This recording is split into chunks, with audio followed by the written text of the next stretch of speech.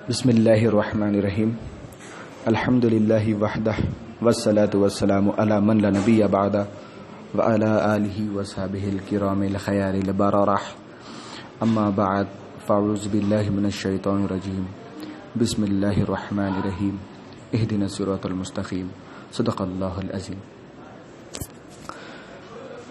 सामीन और नाज़रीन, अब तक आपने ईमान के हवाले से सीरीज़ के तौर पर ईमान बिल्लाह, ईमान बिल मलाइका, ईमान बिल कुतुबिस समाविया और ईमान बिल रसूल की तफसील और डिटेल से अल्हम्दुलिल्लाह वाकिफ़ हो चुके हैं। आज हम आपकी खिदमत में ईमान बिल यौमिल आखिर के हवाले से हाजिर हुए हैं।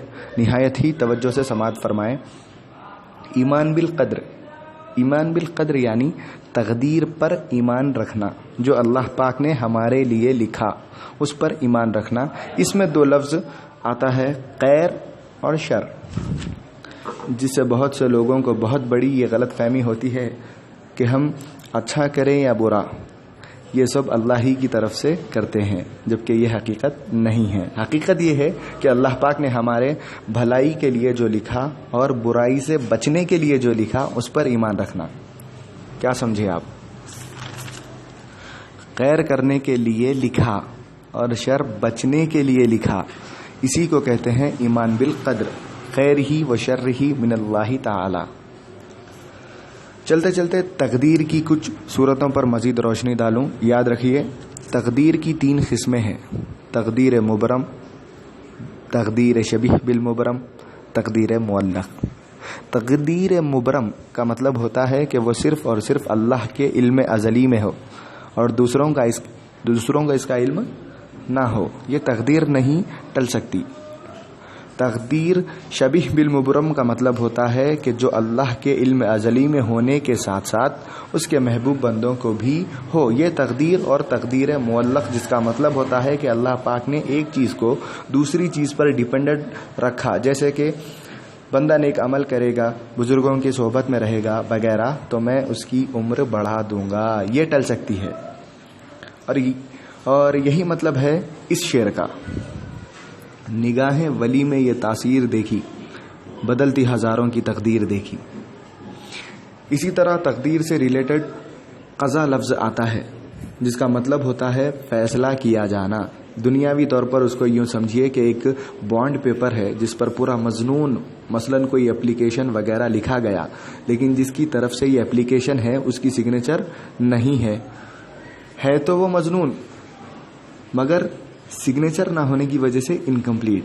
बस यूं ही समझिए, तकदीर का ताल्लुक मजनून से है और सिग्नेचर का ताल्लुक क़ज़ा से है। इसको हदीस की रोशनी में यूं समझिए, हज़रत उमर फारूक के ज़माने में गालिबन प्लेग की बीमारी वबा की शक्ल में आ गई थी।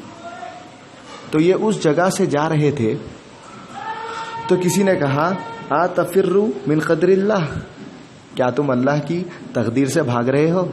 तो उन्होंने कहा, अफिर्रु मिन क़द्रिल्लाहि इल्ला क़ज़ा इल्लाह, हाँ मैं तकदीर से भाग कर क़ज़ा की तरफ जा रहा हूँ।